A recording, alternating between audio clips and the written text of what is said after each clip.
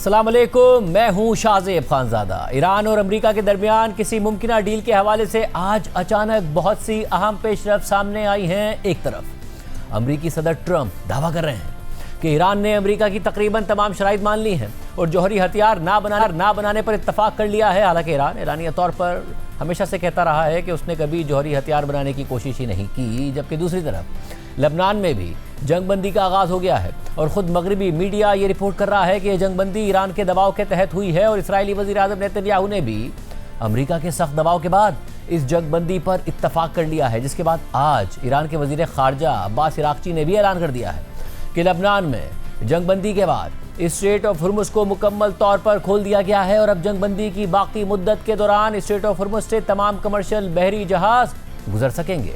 और अब्बास इराक़ची की इस पोस्ट के बाद बैनुल-अक़वामी मार्केट में तेल की कीमतें फ़ौरन 12% गिर गई थी। WTI क्रूड $80 फी बैरल की सतह तक भी गया। ब्रेंट क्रूड $86 फी बैरल की सतह तक गया। इससे पहले कल अमेरिकी सदर ट्रंप ने दावा कर दिया था कि ईरान जौहरी हथियार न बनाने के अमेरिकी मुतालबे पर आमादा हो गया है। ट्रंप ने यह भी कहा कि ईरान ने जंग के खात्मे के लिए अमेरिका की तकरीबन तमाम शराइत भी मान ली हैं और ईरान में मौजूद इंतहाई अफजोदा यूरेनियम भी अमेरिका को देने पर इत्तफाक कर लिया है। इस दौरान ट्रंप ने यह भी कहा कि जल्द कुछ होने वाला है और वो किसी मुमकिना मुआहदे के लिए पाकिस्तान आ सकते हैं। जबकि आज ईरान की जानिब से स्ट्रेट ऑफ हुर्मुज़ को खोलने के ऐलान के बाद अमेरिकी सदर ट्रंप ने सोशल मीडिया पर पाकिस्तान का शुक्रिया अदा करते हुए लिखा कि पाकिस्तान और उसके अजीम वज़ीर आज़म और फील्ड मार्शल का शुक्रिया, दोनों शानदार शख्स हैं। इससे पहले ट्रंप ने एक पोस्ट में लिखा कि आज दुनिया के लिए एक शानदार और अजीम दिन है। ऐसे में जब ईरान और अमेरिका के दरमियान डील से मुतालिक ये अहम पेशरफ सामने आ रही है और इसमें पाकिस्तान का किरदार आलमी सतह पर तस्लीम किया जा रहा है और इसी सिलसिले में पाकिस्तान की सियासी और अस्करी क़यादत अब भी अपनी सिफारती कोशिशें जारी रखे हुए है। वज़ीर आज़म शहबाज शरीफ सऊदी अरब और कतर में अहम मुलाकातों के बाद अंतालिया डिप्लोमेसी फोरम में शिरकत के लिए तुर्की में मौजूद हैं और उनकी अहम रहनुमाओं से मुलाकातें हुई हैं। जबकि दूसरी जानिब आर्मी चीफ और chief of defence forces field marshal Asim Munir का ईरान का अहम दौरा जारी है और उन्होंने वहाँ सिर्फ सियासी क़यादत से ही नहीं बल्कि मिलिट्री क़यादत से भी मुलाकातें की हैं ताकि इंतहाई नाजुक तरीन इस डिप्लोमेसी में ईरान की पूरी क़यादत सेम पेज पर नजर आए। और कल रात को फील्ड मार्शल की ईरान के सदर मसूद पेज़ेश्कियान से अहम मुलाकात हुई थी। इस मुलाकात के बाद ईरानी सदर मसूद पेज़ेश्कियान ने कहा कि ईरानी अवाम अमेरिका पर एतमाद नहीं करते क्योंकि वो बार बार अपने वादों की खिलाफ वर्जी करता रहा है। उन्होंने मजीद कहा कि ईरान बैनुल-अक़वामी कानून के दायरे में अपने हुकूक के तहफ़्फ़ुज़ पर जोर देता है और जंगबंदी के अमल, सालिसी की कोशिशों और इस्लामाबाद में ईरानी वफ़द की मेज़बानी पर पाकिस्तान के किरदार को सराहता है। इससे पहले फील्ड मार्शल आसिम मुनीर ने ईरानी पार्लियामेंट के स्पीकर मोहम्मद बाक़िर क़ालिबाफ, वज़ीर ख़ारजा अब्बास इराक़ची और ईरान की ख़ातिमुल अनबिया सेंट्रल हेडक्वार्टर्स के कमांडर समेत दीगर अहम सिविल और अस्करी क़यादत से मुलाकातें की। अहम बात यह है कि ईरान और अमेरिका के दरमियान हालिया कशीदगी के बाद फील्ड मार्शल आसिम मुनीर पहले गैर मुल्की रहनुमा हैं जिन्होंने ईरान का दौरा किया है। इससे पहले गुज़िश्ता हफ्ते अमेरिका के साथ मुज़ाकरात के लिए एक आला ईरानी वफ़द भी इस्लामाबाद आया था जो जंग के बाद ईरान का पहला आला सतही बैरूनी मुल्क का दौरा था। यानी जंग के बाद अगर ईरान में किसी मुल्क की क़यादत ने कदम रखा है तो वो पाकिस्तान की मिलिट्री क़यादत है और अगर ईरान की क़यादत ने ईरान से बाहर किसी मुल्क में कदम रखा है तो वो पाकिस्तान है। जबकि फील्ड मार्शल आसिम मुनीर के इस दौरे को इसलिए भी अहम करार दिया जा रहा है क्योंकि इससे पहले ये ख्याल किया जाता था कि ईरान में कोई वाज़ेह और मरकज़ी कमांड मौजूद नहीं है। ख़ासतौर पर सुप्रीम लीडर आयतुल्ला अली ख़ामनाई की शहादत के बाद ये क़यास सराइयाँ हुई कि ईरान में ताकत मुख्तलिफ मराकिज़ में तकसीम हो गई है और ईरान की ताकतवर पासदारान इनक़लाब फ़ोर्स के हार्डलाइन धड़े का असर रसूख मज़ीद बढ़ गया है। जबकि नए सुप्रीम लीडर मुज्तबा ख़ामनाई समेत ईरान की नई क़यादत भी इसी ताकत के तवाज़ुन का हिस्सा समझी जा रही है। यह भी कहा जाता रहा कि मुज्तबा ख़ामनाई पर पासदारान इनक़लाब का खासा असर है जबकि सिविल क़यादत में भी सख्त गिर रहनुमा मज़ीद हावी हो गए हैं और निस्बतन मॉडरेट रहनुमा मज़ीद पीछे चले गए हैं। और इन्हीं वजूहात की वजह से अमेरिका के साथ किसी भी मुमकिना मुज़ाकरात या मुआहदे के लिए तमाम फ़रीक़ैन को एक सफ़े पर लाना एक बड़ा चैलेंज समझा जा रहा था। इसकी एक मिसाल उस वक्त सामने आई थी कि जब जंग के दौरान ईरानी सदर मसूद पेज़ेश्कियान ने खित्ते के अरब ममालिक पर हमलों पर माजरत की थी मगर इस पर ईरान की सख्तगीर क़यादत के एतराज़ के बाद मसूद पेज़ेश्कियान को अपने बयान की वजाहत करनी पड़ गई थी। ईरानी सदर को अपने बयान की वजाहत करनी पड़ गई थी। इसलिए यह तासुर था कि ईरान में किसी एक पावर सेंटर के साथ मुआहदा हो भी गया तो लाजमी नहीं है कि बाकी ग्रुप्स भी इस मुआहदे की पासदारी करेंगे और यह क़यास सराइयाँ भी सामने आईं कि पासदारान इनकलाब के सख्तगीर अनासिर तमाम कोशिशों को बुलडोज कर सकते हैं, क्योंकि आयतुल्लाह अली खामनाई की शहादत के बाद ईरान में इंतहाई गम गुस्सा पाया जाता है और हार्ड लाइनर्स ही इस वक्त फैसले कर रहे हैं। इसलिए सूरत में फील्ड मार्शल ने ईरान में ताकत के तकरीबन तमाम अहम मराकज़ से मुलाकातें की। उन्हें एतमाद में लिया से पहले जंग के दौरान भी ये खबरें सामने आई थीं कि पाकिस्तान ने आर्जी जंगबंदी के लिए ईरान की सिविल और अस्करी क़यादत दोनों से इंतहाई आला सतह पर राब्ते किए थे और इसी सिफारती कोशिश के नतीजे में ईरान ने इब्तिदाई इख्तिलाफात और किसी सूरत में आर्जी जंगबंदी पर राजी न होने के ऐलान के बावजूद आखिरी लम्हात में पाकिस्तान की यकीन दहानी पर आर्जी जंगबंदी के फ्रेमवर्क पर इत्तफाक कर लिया था और इसी फ्रेमवर्क के तहत लबनान में भी जंगबंदी हुई थी। मगर इसराइल की हठधर्मी की वजह से अमेरिका लबनान के मामले पर पीछे हट गया था और इसी वजह से ईरान ने स्ट्रेट ऑफ हुर्मुज़ को मुकम्मल तौर पर खोलने से इनकार कर दिया था। ताहम ईरान की धमकियों और मुज़ाकरात के डीरेल होने के खदशे और पाकिस्तान की सालिसी की कोशिशों के बाद अमेरिका ने इसराइल पर दबाव डालकर लबनान में भी जंगबंदी करा दी, जिसका इतलाक कल रात से हो गया। जिसके बाद आज ईरान के वज़ीर ख़ारिजा अब्बास इराक़ची ने एक्स पर पोस्ट करते हुए लिखा कि लबनान में जंगबंदी के मुताबिक स्ट्रेट ऑफ हुर्मुज़ से तमाम कमर्शियल बहरी जहाज़ों के गुजरने का रास्ता जंगबंदी के बाकी अरसे के लिए मुकम्मल तौर पर खुला करार दिया जाता है और ये गुजरगाह ईरान की बंदरगाहों और बहरी उमूर की तंजीम की तरफ से पहले से ऐलान करदा मरबूत रास्ते के मुताबिक होगी।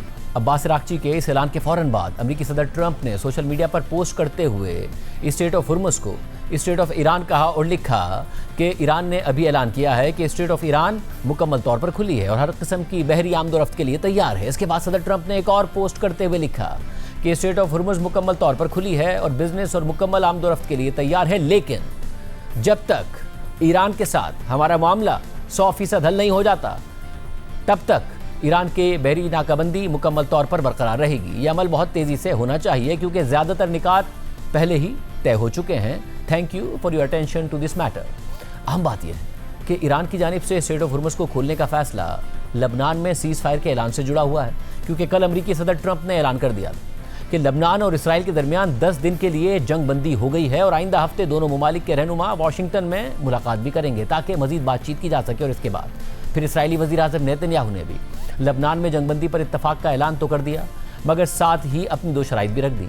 नेतन्याहू ने एक वीडियो पैगाम में कहा कि मैंने 10 दिन की आर्जी जंगबंदी पर रजामंदी जाहिर कर दी ताकि उस मुआहदे को आगे बढ़ाने की कोशिश की जा सके जिस पर हमने वाशिंगटन में बातचीत शुरू की थी। इन अमन मुज़ाकरात में हमारी 2 बुनियादी शराइत हैं। पहली यह है कि हिज़्बुल्लाह को गैर मुसल्लह किया जाए और दूसरी शर्त यह है कि ताकत के ज़रिए कायम होने वाला एक पायदार अमन मुआहदा किया जाए। और नेतन्याहू के ऐलान के बाद भी लबनान में मुतअद्दिद इलाकों में इसराइल की जानिब से सीज़ फायर की खिलाफ वर्जी की खबरें सामने आती रहीं। ताहम ओवरऑल सीज़ फायर फिलहाल कायम है और सीज़ फायर का ऐलान होने के बाद जैसे ईरान में लोगों ने जश्न मनाया था और सड़कों पर निकल आए थे, उसी तरह कल रात को लबनान में भी शहरियों की बड़ी तादाद सड़कों पर निकल आई और सीज़ फायर का जश्न मनाया।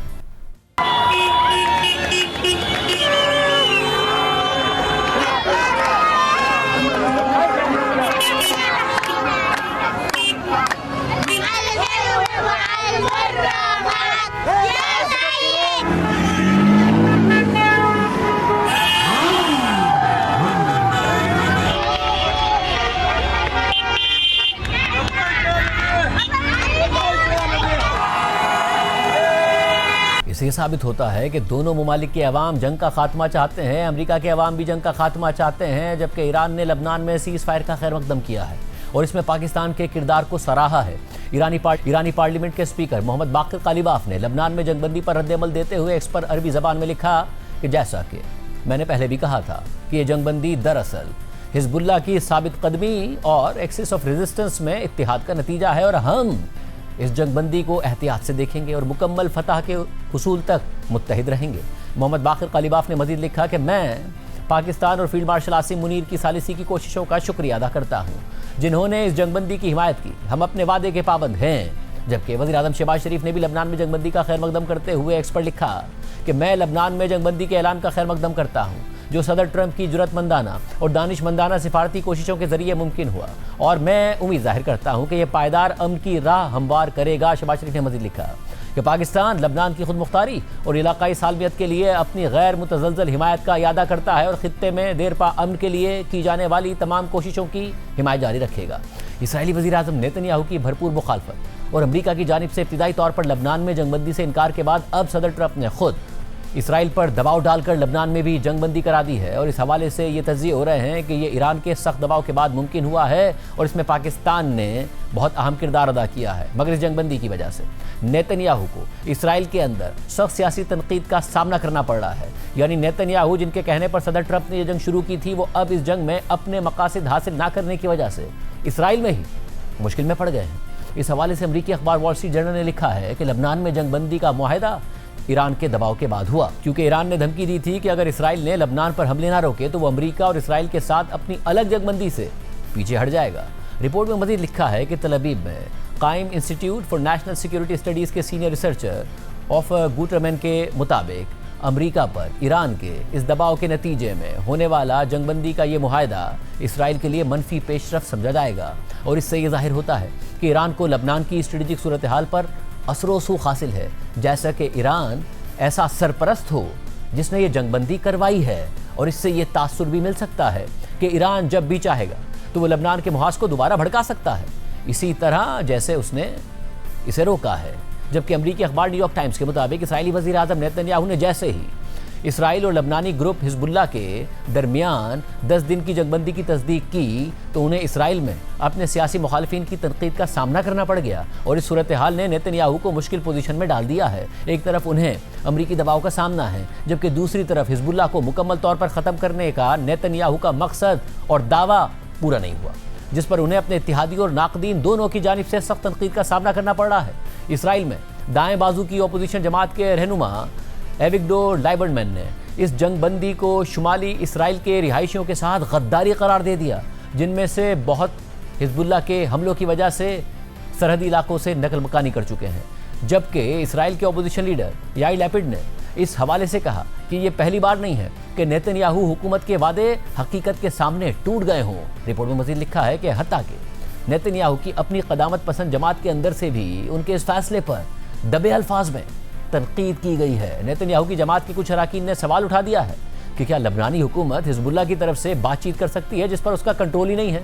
लबनान की सरहद के साथ वाक़े मुतअद्दिद इसराइली इलाकों के एक ग्रुप के सरबराह मोश डेविडोविच ने नेतन्याहू के इस फैसले पर सख्त तनकीद करते हुए कहा कि मुआहदे वाशिंगटन में बैठे लोग करते हैं, लेकिन इसकी कीमत यहाँ खून, तबाहशुदा घरों और बर्बाद कम्युनिटीज़ की सूरत में अदा की जाती है।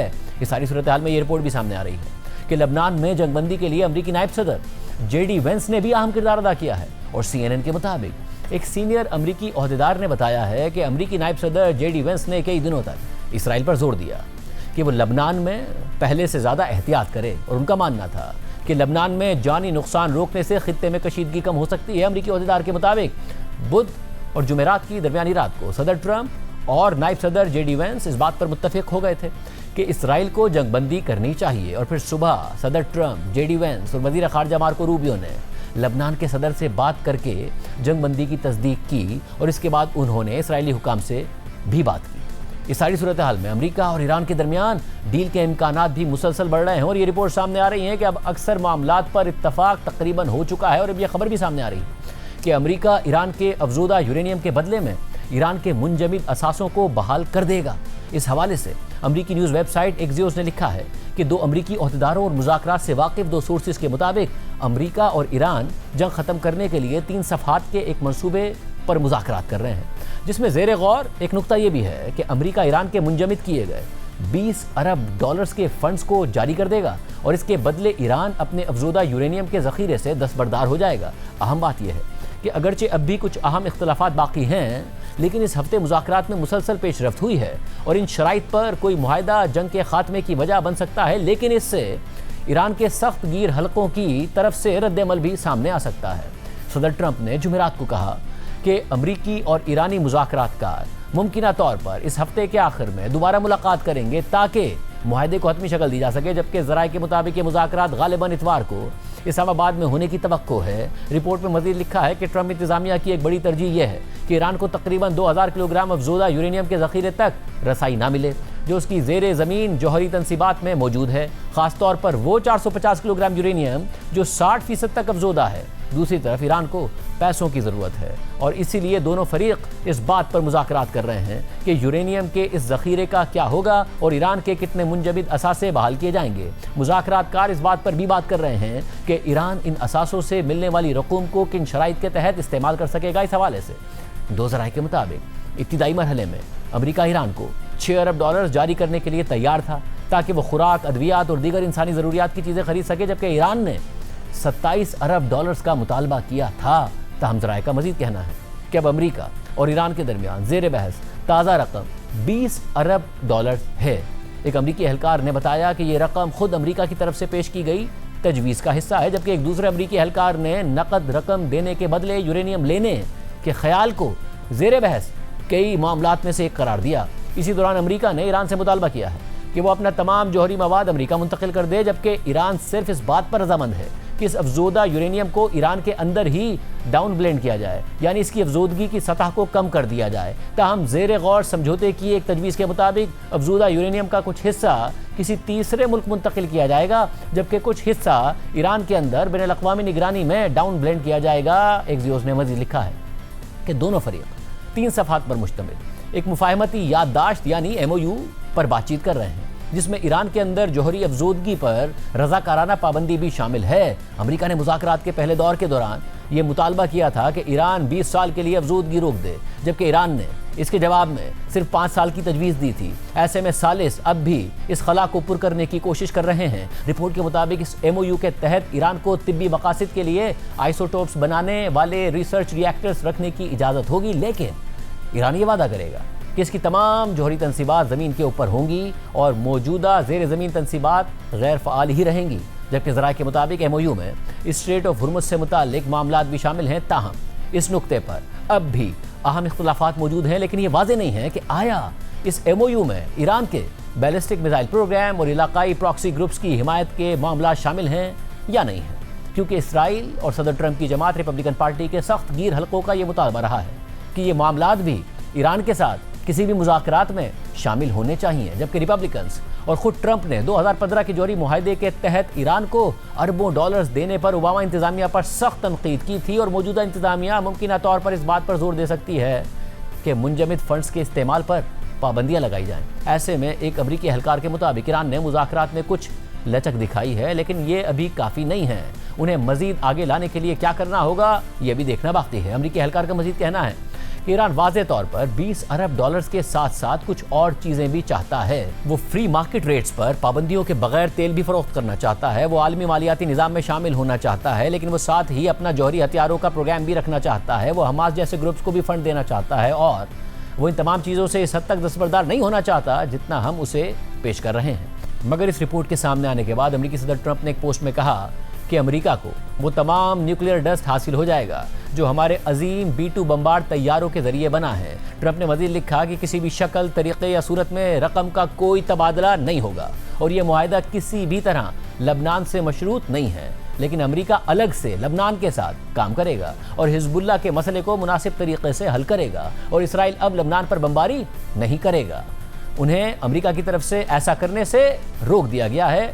बहुत हो गया, शुक्रिया। इसके अलावा भी ट्रंप ने आज कई पोस्ट की हैं, जिनमें एक में लिखा है कि अजीम बहादुरी और मदद के लिए सऊदी अरब, मुत्तहिदा अरब अमारात और कतर का शुक्रिया। और फिर एक पोस्ट में ट्रंप ने लिखा कि अमेरिका की मदद से ईरान ने तमाम समुद्री माइंस हटा दी हैं या हटा रहा है। और फिर लिखा कि ईरान ने इस बात पर इत्तफाक कर लिया है कि वो स्ट्रेट ऑफ हुर्मुज़ को दोबारा कभी बंद नहीं करेगा। अब इस रास्ते को दुनिया के खिलाफ बतौर हथियार इस्तेमाल नहीं किया जाएगा। और फिर लबनान से मुतालिक ट्रंप ने फिर लिखा कि मैं एक बार फिर कहूँगा कि ये मुआहदा किसी भी तरह लबनान से मुंसलिक नहीं है, लेकिन अब लबनान को दोबारा अजीम बनाएंगे।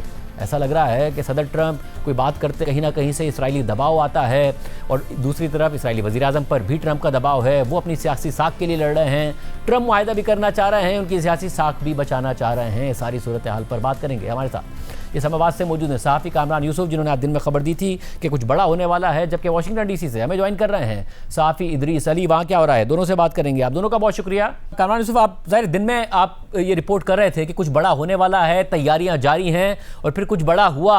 स्ट्रेट ऑफ हुर्मुज़ खुलने का ऐलान तो ऐसा है कि बैन अल-अक़वामी मार्केट्स में हमें नज़र आ रहा है कि कितना पॉजिटिव लिया है, तेल की कीमतें नीचे, स्टॉक मार्केट्स ऊपर। किस हद तक मामला तय पाए हैं और क्या होने जा रहा है? इस्लामाबाद में क्या सरगर्मियां और क्या तैयारियां हो रही हैं?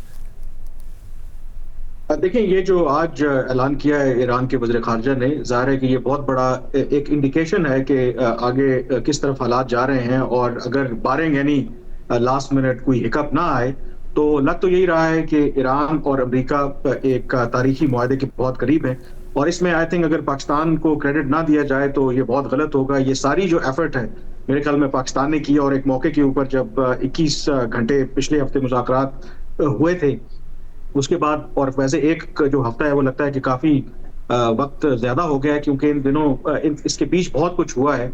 तो उसमें जो पाकिस्तान ने कोशिश की एक डिप्लोमेटिक एफर्ट के इस पीस प्रोसेस को नाकाम ना होने दिया जाए, और आई थिंक ये जो सारी डेवलपमेंट्स आपको होती नजर आ रही हैं उसका सारा जो क्रेडिट है या जो सारी जो उसकी आउटकम, उसकी सबसे बड़ी वजह पाकिस्तान के आर्मी चीफ और फील्ड मार्शल का जो ईरान का दौरा है, उस दौरान ये सारी चीजें तय पाई हैं। जो दो बड़ी मसाइल थे, जो रुकावट थे पहले कॉन्फ्रेंस बिल्डिंग मेजर के लिए, ईरान का मुतालबा बिल्कुल पाकिस्तान भी उससे एग्री करता था कि जो जंगबंदी थी वो लेबनान तक एक्सटेंड होनी चाहिए थी और उसका ओरिजिनल जो सीज फायर थी प्लान का उसका हिस्सा थी। लेकिन इसराइल ने नहीं माना, अमेरिका ने भी इसराइल का साथ दिया और उसकी वजह से मामला आगे ना बढ़े, और उसकी वजह से फिर जो स्ट्रेट ऑफ हुर्मुज़ है ईरान ने उस तरीके से रीओपन नहीं किया।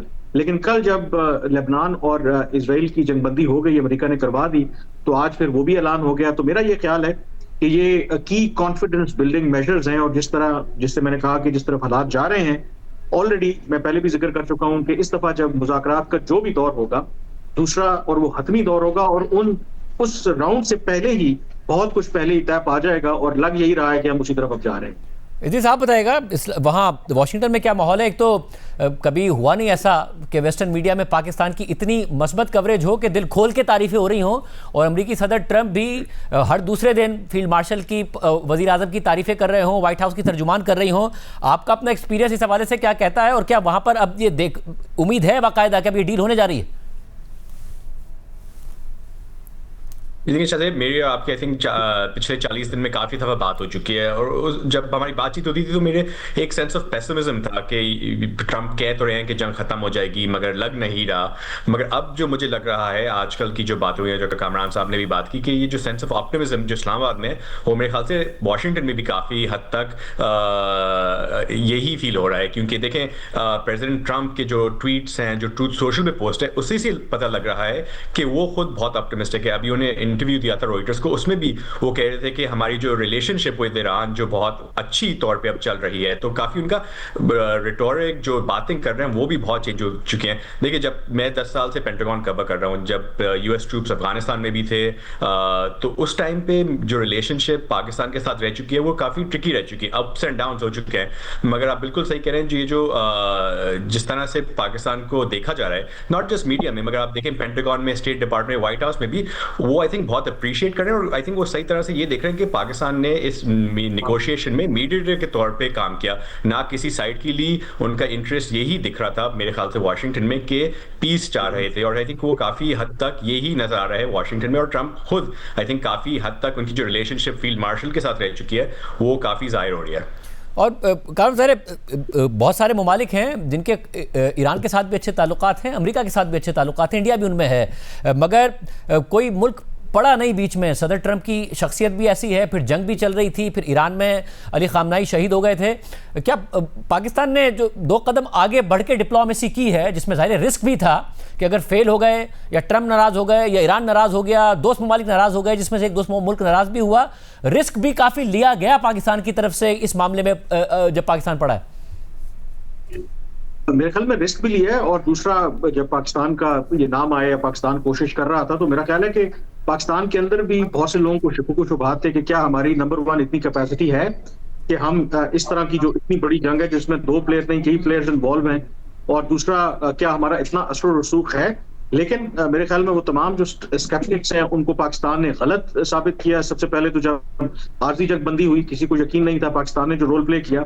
और अब जब पाकिस्तान ईरान और अमेरिका को उस स्टेज पे ले आया है कि जहां पे एक तारीखी मुआहदा हो सकता है, तो उसमें आई थिंक मल्टीपल फैक्टर्स ने रोल प्ले किया है। अनलाइक ओमान या बाकी इससे पहले जो मीडिएटर्स थे, पाकिस्तान को जो सबसे बड़ा एडवांटेज था, बेशक उसकी सिंबलिज्म कह लें, जो मर्जी कह लें, being a nuclear country, strong military, फिर पाकिस्तान जो जियो स्ट्रेटेजिक जो गेम है, जो प्रॉक्सी गेम है, उसको समझता है, जो न्यूक्लियर इश्यूज हैं, डायमेंशंस है, उनको समझता है।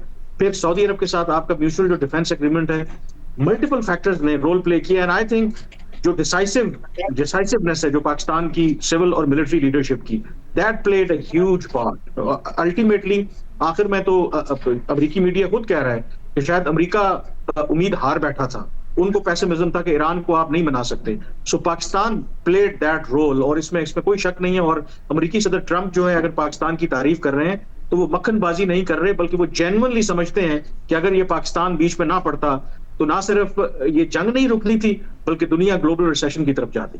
और इदरीस, ज़ाहिर जब अगर मुआहदा होगा, पहले तो ये था कि डिप्लोमेसी जो एक इवेंट नहीं होता, एक पूरा प्रोसेस होता है। जो पहले 2015 का मुआहदा हुआ ओबामा के दौर में, तो 2 साल तो मुज़ाकरात में लग गए, इसलिए मामला इतनी जल्दी हल नहीं होंगे, बस ये कोशिश की जाएगी कि जंग बंदी हो जाए। मगर अब तो जो खुद अमेरिकन मीडिया रिपोर्ट कर रहा है उसके मुताबिक तो न्यूक्लियर स्टॉक पाइल का क्या होगा, कितने अनफ्रीज होंगे एसेट्स, यहाँ तक बात पहुँच गई है। तो क्या कोई हतमी मुआहदा भी हो सकता है दोनों ममालिक के दरमियान, इसकी उम्मीद की जा रही है?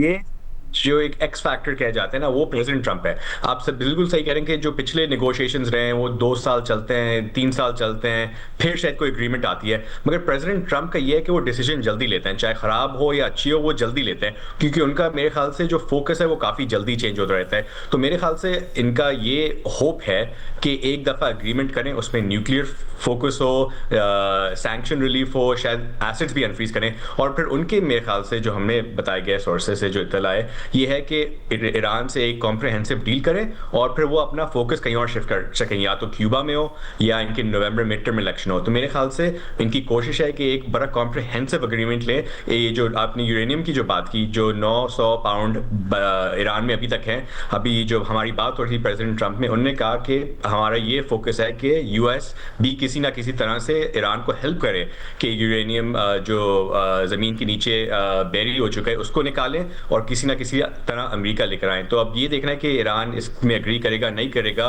इनका ये जो एनरिचमेंट प्रोसेस था वो 20 साल तक कम होगा, नहीं होगा, 5 साल तक नहीं होगा। तो ये माइनर डिटेल्स हैं जो अभी तक, जैसे कामरान कह रहे थे कि हो सकता है कि स्कटल करें, मगर मेरे ख्याल से लग रहा ये है कि इश्यूज हैं और सैंक्शन इश्यूज है, उसमें भी किसी ना किसी तरह अग्रीमेंट हो जाएगी। और शुक्रिया नाजरीन। अमेरिका और इसराइल की ईरान जंग के खात्मे के लिए पाकिस्तान की कोशिशों का एतराफ़ पूरी दुनिया कर रही है। हरीफ ममालिक भी ये तस्लीम करने पर मजबूर हैं कि पाकिस्तान ने गैर मामूली डिप्लोमेसी के जरिए अमेरिका और ईरान को एक मेज़ पर बिठाया और दुनिया को बड़े बहरान से बचाया। और अब भी मुस्तकिल जंगबंदी और मुआहदे के लिए सबकी नज़रें पाकिस्तान पर ही हैं। मगर भारत में गोदी मीडिया और मोदी के भक्त पाकिस्तान के इस किरदार से खुश नहीं हैं, तनकीद कर रहे हैं। मगर भारत में कुछ माकूल आवाज़ें भी उठ रही हैं जो ये तस्लीम कर रही हैं कि ईरान जंग के खात्मे के लिए पाकिस्तान के किरदार को किसी भी सूरत नज़रअंदाज नहीं किया जा सकता। पाकिस्तान में भारत के साबिक हाई कमिश्नर TCA राघवन ने पाकिस्तान की गैर मामूली डिप्लोमेसी और पाकिस्तान की उभरती हुई आलमी हैसियत पर टेलीग्राफ इंडिया में तजिया लिखा है, जिसका उन्वान है keep an eye Pakistan resurrection on the international stage. तजिए के मुताबिक 1971 में अमरीकी वज़ीर ख़ारजा हेनरी किसिंजर की चीन के दौरे के हवाले से होने वाली सीक्रेट डिप्लोमेसी में पाकिस्तान ने किरदार अदा किया था, और ये दौरा अमरीका और चीन के दरमियान ताल्लुकात में ब्रेक थ्रू साबित हुआ था। जबकि इस दफ़ा पाकिस्तान ने इससे भी ज़्यादा हैरानकुन सिफारती किरदार अदा किया है और जंग के दौरान अमरीका और ईरान के दरमियान इंतहाई आला सतह पर एक दूसरे को आमने सामने बिठा दिया है। और ये कोई मामूली कामयाबी नहीं है, बल्कि हालिया तारीख के शदीद तरीन मिलिट्री, जोग्राफियाई और मुआशी तनाज़ात में से एक तनाज़े को रोकने में इस सालिसी ने बहुत बड़ा किरदार अदा किया है।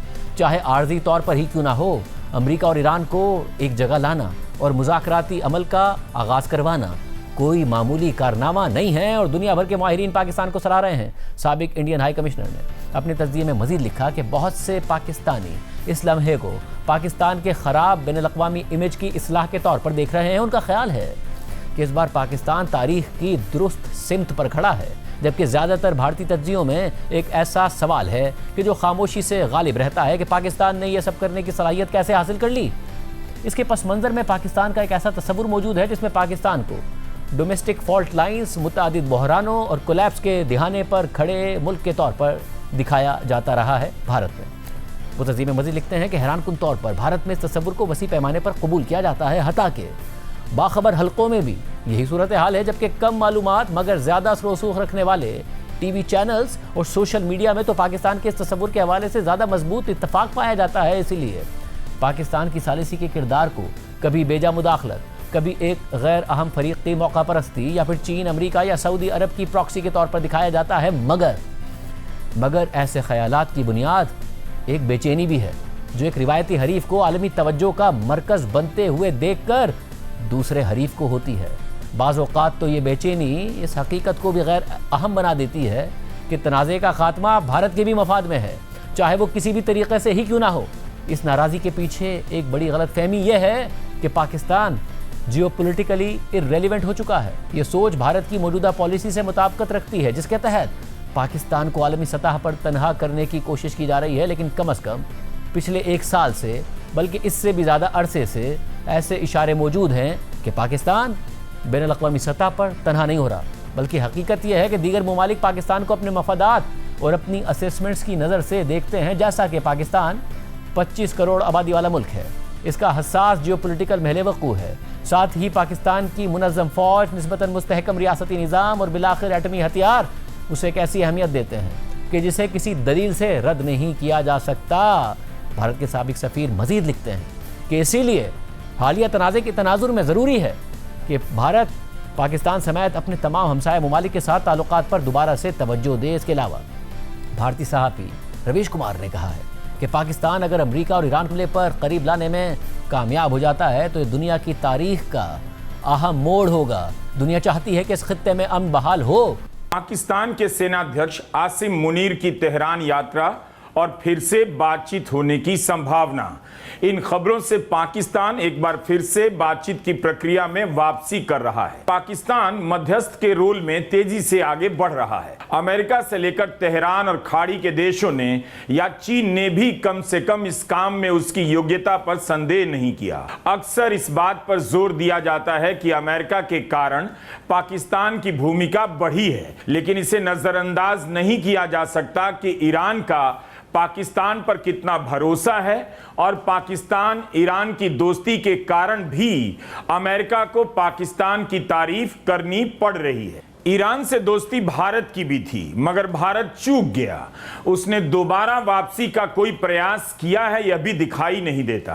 अगर मुनीर परमाणु कार्यक्रम को लेकर ईरान और अमेरिका को एक दूसरे के करीब ला देते हैं तो दुनिया के कूटनीतिक इतिहास का यह अहम मोड़ साबित हो सकता है। दुनिया चाहती है कि जंग खत्म हो और इस इलाके में शांति और भरोसा लौटे। साथ ही भारतीय सहाफ़ी अशोक कुमार पांडे ने गोदी मीडिया को तनकीद का निशाना बनाते हुए कहा कि भारत का सबसे बड़ा दुश्मन ना तो पाकिस्तान है और ना ही कोई और मुल्क, बल्कि गोदी मीडिया है।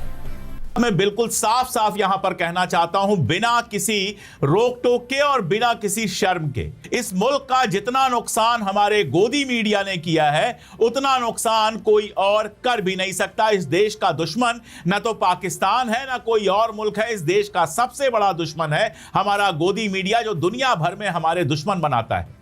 ऑपरेशन सिंदूर के दौरान इसी गोदी मीडिया ने इतना गंदा कवरेज किया। कोई आसिम मुनीर को गिरफ्तार करवा रहा था, कोई कराची पर अटैक करवा रहा था, कोई शहबाज शरीफ को गिरफ्तार करवा रहा था, और इन सारे तमाशों की वजह से दुनिया में हमारी सिर्फ और सिर्फ बेइज्जती हुई है। और आज जब ईरान का सारा मामला चल रहा है उस समय भी इस तरह की गंदी और घटिया कवरेज की जा रही है कि जो ईरान ये कहता है कि हिंदुस्तान हमारे 5 दोस्तों में से है, उसको तेल भेजने के लिए हम किसी तरह का कोई टाल नहीं लेंगे, उस ईरान के बारे में गंदी गंदी बातें इस मीडिया चैनल्स पर की जा रही। ताजा एग्जांपल है, एक कोई मेजर गौरव आर्या है, बताया जाता है कि 6 साल कुल मिलाकर नौकरी की है। ना तो कोई किताब है डिफेंस एनालिस्ट हो ये समझने के लिए, ना तो कोई किताब उन्होंने लिखी है, ना कोई उनका रिसर्च है और ना कोई समझ है। जहर फैलाते रहते हैं यूट्यूब पर बैठकर और उनको बुलाकर गोदी मीडिया के लोग अपनी नाक तो कटवाते ही हैं, मुल्क की बेइज्जती करवाते हैं। ये किसी चैनल पर गए हुए थे और उस चैनल पर चिल्ला चिल्ला के कहते हैं कि इजराइल मेरा सगा भाई है। इजराइल इनका पता नहीं कब से सगा भाई बन गया। और कहते हैं कि लेबनान पर 10 और बम गिरा दे, ईरान पर 10 और बम गिरा दे, अच्छा होगा। ये इंसान है या इंसान के रूप में जानवर है? हमें ब्रेक शामिल करते हैं। पाकिस्तान के हवाले से कुछ अहम खबरें आ रही हैं, तफसीलात आपके सामने रखेंगे एक ब्रेक के बाद।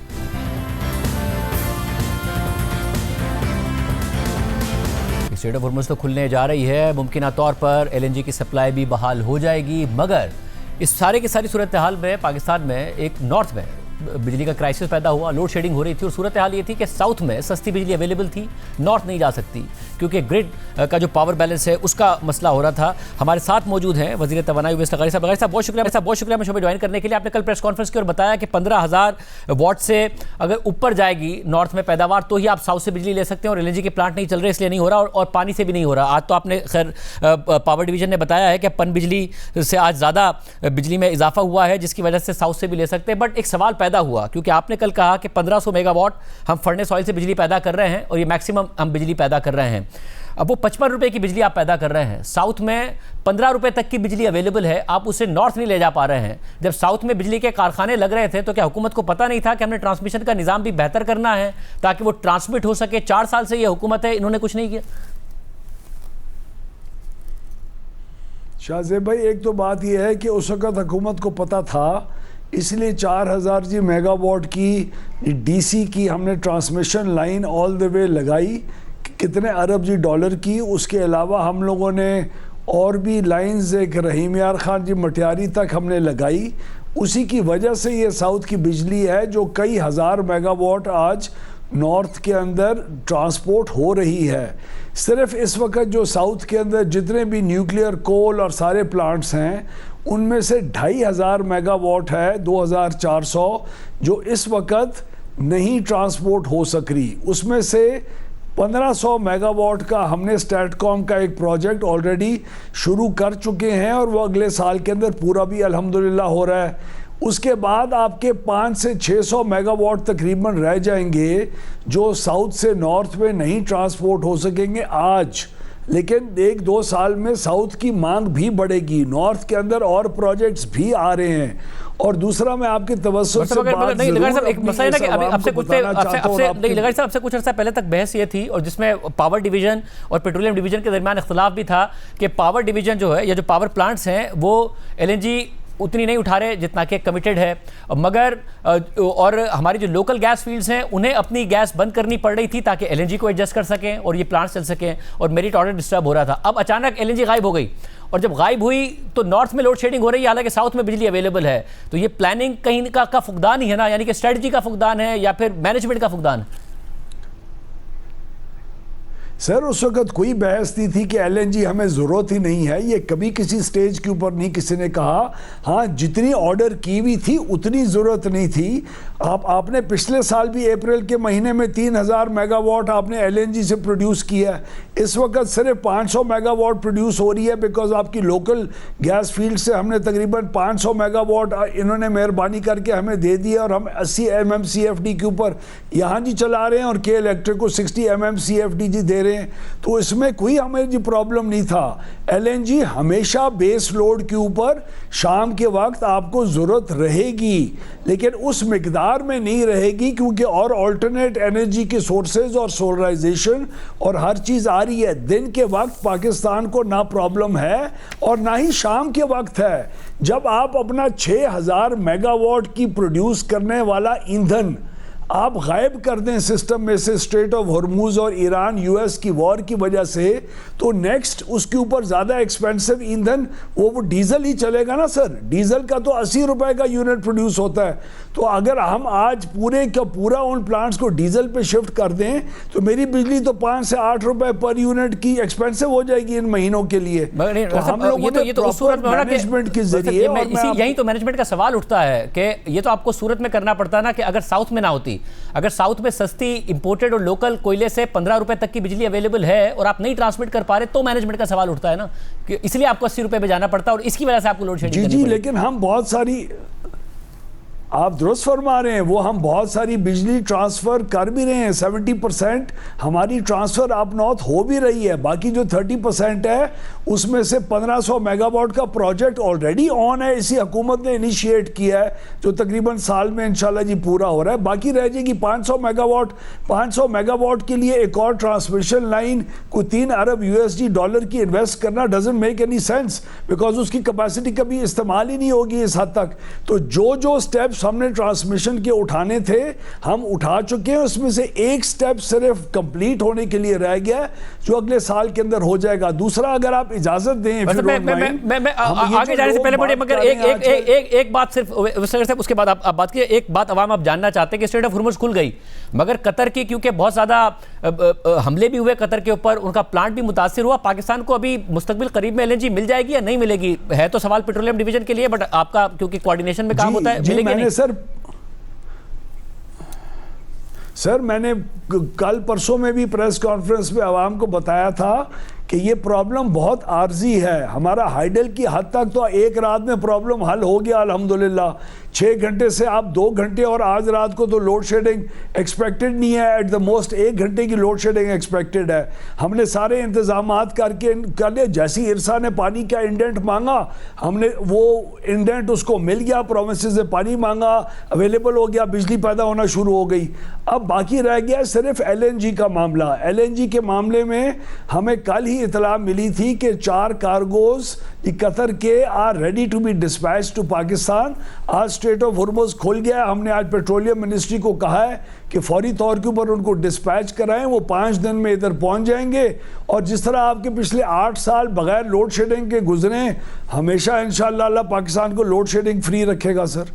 और सब, और ये जो मसला है ज़ाहिर जो सबसे ज़्यादा तनकीद हुई वो इसी बात पर हुई कि या तो मुल्क में बिजली ना हो, बिजली है, और अगर एक सोर्स निकल गई, ज़ाहिर उसमें या तो आपका कसूर नहीं है कि जंग छिड़ गई, स्ट्रेट ऑफ हुर्मुज़ बंद हो गई, कतर के ऊपर हमला हो गया, LNG नहीं आ रही थी, मगर दीगर सोर्सेज से बिजली अवेलेबल हो और मुल्क में उसके बावजूद लोड शेडिंग हो तो इनकॉम्पिटेंस का सवाल उठता है। सर ये बात मैं आपको पूरा हिसाब बता देता हूं। लोग कहते हैं इस मुल्क में 46,000 मेगावाट की इंस्टॉल्ड कैपेसिटी है, झूठ बोलते हैं। इस मुल्क में इस वक्त 32,000 मेगावाट की डिपेंडेबल कैपेसिटी है। इंस्टॉल्ड कैपेसिटी 33,000 है, डिपेंडेबल 32,000 है। 32,000 में इस वक्त आप उसके अंदर 11,000 मेगावाट हाइडल का शामिल है, जिसमें से आज हमें जी 4,000 मेगावाट मिल रहा है, 7,000 हो गया।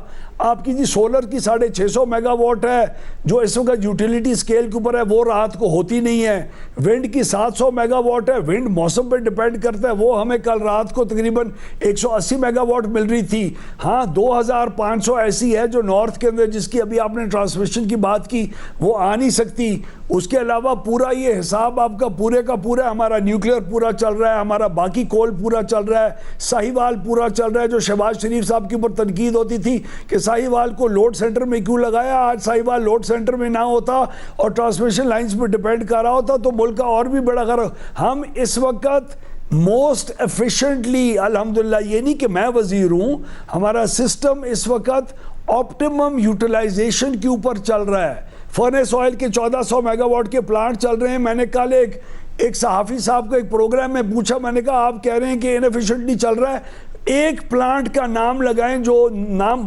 बताएं जो इस वक्त चलना चाहिए और नहीं चल रहा। तमाम plants are operational right now and they are operational अपनी फुल। तो ये बताइए सर, जो आप लोगों ने जो अभी क्योंकि सूरत हाल बदल गई है, कीमतों को भी नीचे रखा हुआ है। तो ये बताइएगा आप, जो आपकी पिछली प्रेस रिलीज थी उसमें 2.25 घंटे की लोड शेडिंग और कुछ कीमतों में इजाफे की बात की गई थी। नाउ अगर सिचुएशन बदल जाती है, कीमतें तेल कीमतें भी नीचे आ रही हैं, आपने खुद ने बताया कि कतर से जहाज़ भी आ रहे हैं, इसके अलावा पन बिजली भी बन रही है, तो वो अब ना लोड शेडिंग होगी ना कीमतें बढ़ेंगी।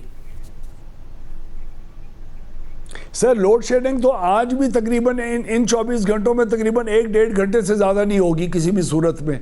जैसी गैस हमारी हिट करती है, लोड शेडिंग का नामो निशान हमेशा के लिए ख़त्म, जिस तरह पहले हुआ करता था। और कीमतों का जो फर्नेस ऑयल सिर्फ इस महीने हमने जितना इस्तेमाल किया है वो 10-15 दिन, वो भी हम कोशिश कर रहे हैं कि उसी के ऊपर जो IMF ने 80,000 रुपये की लेवी लगाई है उसका भी इतलाक कंज्यूमर्स के ऊपर ना हो, और वो या हुकूमत अपने ऊपर लेगी या हुकूमत उसको उस चीज़ को IMF से जी वेव ऑफ करवाएगी, तो इंशाल्लाह अल्लाह खैर करेगा। हमने रिस्पॉन्सिबली कीमत को ना बढ़ने भी दिया है, अपने प्लांट्स को भी ऑप्टिमली इस्तेमाल करके। माफ़ करें, मैंने पूरी आवाम से भी माफ़ी मांगी है, ये 1-2 दिन की उनको जो इनकन्वीनियंस हुई है। ये हमारा हाइडल और LNG जब ईंधन होगा नहीं तो मैं बिजली कहाँ से लाऊंगा ना जी। यही तो वॉर के इफेक्ट्स हैं जो पाकिस्तान को बिजली के सेक्टर में अब इस तरह करके हिट किए हैं। हमने कीमतें तो नहीं ऊपर जाने दी, हमारी कीमतें तो बल्कि नीचे आती रह गई हैं। 16-16 रुपए इंडस्ट्री के नीचे। आज तो इंडस्ट्रियलिस्ट भी इस लोड शेडिंग के बावजूद खुश है कि 1.5-2 घंटे से ज़्यादा लोड शेडिंग मत करो, मेरी कीमतों को मत ऊपर लेके जाओ। तो हमने तो बड़ी क्लैरिटी के साथ इस चीज़ को बड़ी ट्रांसपेरेंटली लेके चले हैं, अल्हम्दुलिल्लाह। बहुत शुक्रिया वैसा साहब की गुफ्तगू। आज के प्रोग्राम में इतना ही। अल्लाह हाफ़िज़।